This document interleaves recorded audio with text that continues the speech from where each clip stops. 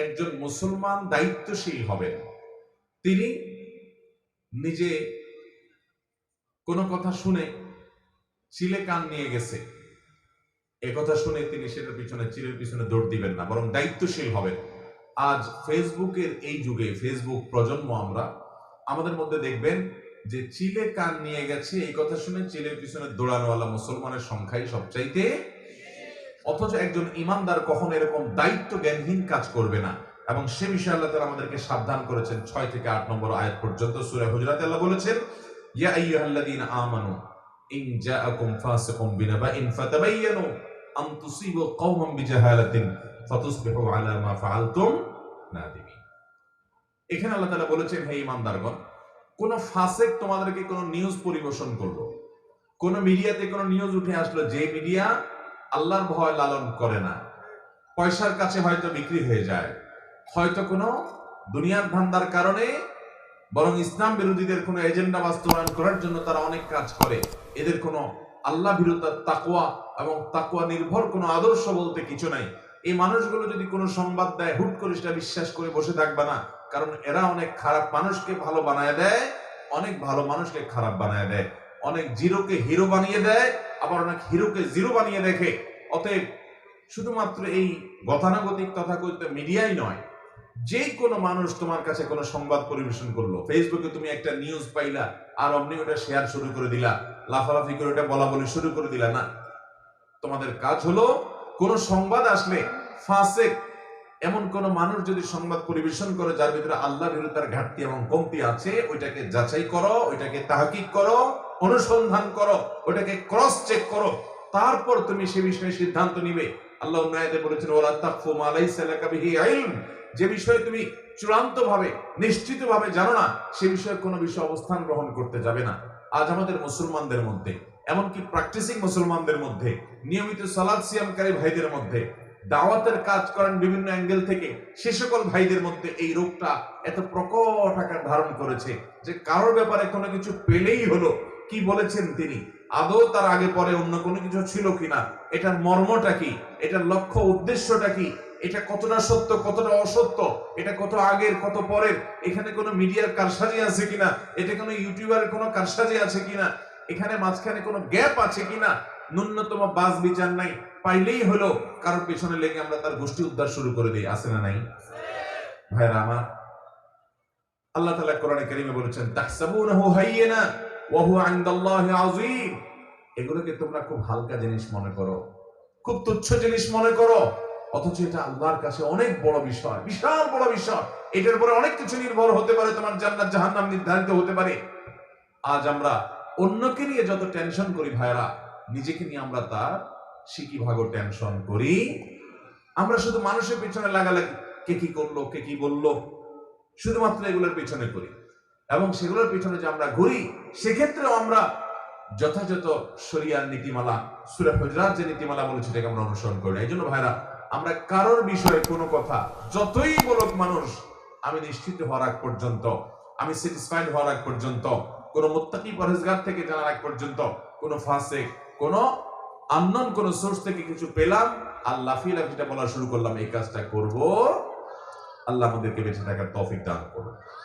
6 থেকে 8 নম্বর আয়াতের মধ্যে আরো একটি বিষয় আলোচিত হয়েছে, সেটা হলো আল্লাহ রাব্বুল আলামিন বলেছেন, ইন্নামাল মুমিনুনা ইখওয়া ফাআসলিহু বাইনা আখওয়াইকুম, নিশ্চয়ই ইমানদাররা সবাই ভাই ভাই, অতএব তোমরা ইমানদারদের মধ্যে কোনো গন্ডগোল, কোনো ভুল বুঝাবুঝি, কোনো মতমানের পার্থক্য, কোনো মনোমালিন্য হলে এটাকে সংশোধন করে দিবে, এটাকে দূর করে দিয়ে তাদের মধ্যে ঐক্য সৃষ্টি করার চেষ্টা করবে। আর আমাদের স্বভাব হলো উল্টা, যদি কোনো মুসলমানের সাথে কারোর মনোমালিন্য হয়, আমরা সেখানে চুগলখড়ি করি, ঠিক না ভাই? ঠিক। এক আলেম আরেক আলেম সম্পর্কে হয়তো কিছু বলেছেন, হয়তো তিনি ভালো অ্যাঙ্গেল থেকেই বলেছেন, আপনি যার ব্যাপারে বলছেন, তার কাছে যা বলছেন, আপনি জানেন উনি আপনার সম্পর্কে কি বলছেন? ওই বেচারার পেট ফুলে বিশাল বড় আপনার মটকায় পরিণত হয়ে গেছে, আমার সম্পর্কে এরকম বললো। আছে না এই সমস্ত চগলখোর? এই চগলখড়ি, এটা খুব ভয়াবহ বিষয়। কবরের আযাব দুটি কারণে হবে সবচেয়ে বেশি। তার একটি হলো পেশাব থেকে ভালো করে পবিত্রতা অর্জন না করা, আরেকটি হলো চগলখড়ি করা। নবী করিম সাল্লাল্লাহু আলাইহি ওয়াসাল্লাম বলেছেন যে কবরের আযাবের অন্যতম প্রধান কারণ হলো এই দুটি। এই চগলখোর ব্যক্তি নাম্মাম, সে জান্নাতে প্রবেশ করবে না। নবী সাল্লাল্লাহু আলাইহি ওয়াসাল্লাম বলেছেন লা ইয়াদখুলুল জান্নাতা নাম্মাম, নাম্মাম জান্নাতে যাবে না। চগলখোরি যে কত নিকৃষ্ট একটা চরিত্র, আমাদের সমাজের চতুর্দিকে তাকায় দেখবেন চগলখোর আর চগলখোর। আপনার সামনের কাছে যায়, আপনার সামনে যায় আপনার কাছে ভালো সাজবে, আবার আরেকজন কাছে যায় তার কাছে ভালো সাজবে, আছে না নাই? এই চগলখোরের চরিত্র কোন ইমানদারের মধ্যে থাকতে পারে? ইমানদার সব সময় অন্যের কল্যাণকামী হবে। কারোর মধ্যে, দুজনের মধ্যে ভুল বুঝাবুঝি হয়েছে, সে ভুল বুঝাবুঝি দূর করার জন্য সে প্রাচীরের ভূমিকা রাখবে, যে প্রাচীর দুজনকে এক করবে। সে প্রাচীর হয়ে দুজনের মধ্যে বিভেদ সৃষ্টি করবে না, বরং পারলে সেতু বন্ধন হবে, প্রাচীর না বরং সেতু হবে। আল্লাহ তাআলা আমাদের সবাইকে সেটা করার তৌফিক দান করুন। আমরা অনেকে কিছু ইবাদতকে ইবাদত হিসাবে জানি না। সূরা হুজুরাতে যে আমলগুলোর কথা বলা হচ্ছে, এগুলো গতানুগতিক ইবাদতের মতো নয়। কোন দুইজন মুসলমানের মধ্যে গন্ডগোল মনোমালিন্য দেখা দিয়েছে, আপনি যদি মীমাংসা করে মিটাই দিতে পারেন, মিলাই দিতে পারেন, তাহলে এটা আপনার আমল নামাতে অনেক বড় একটা সওয়াব জমা হওয়ার কারণ হবে।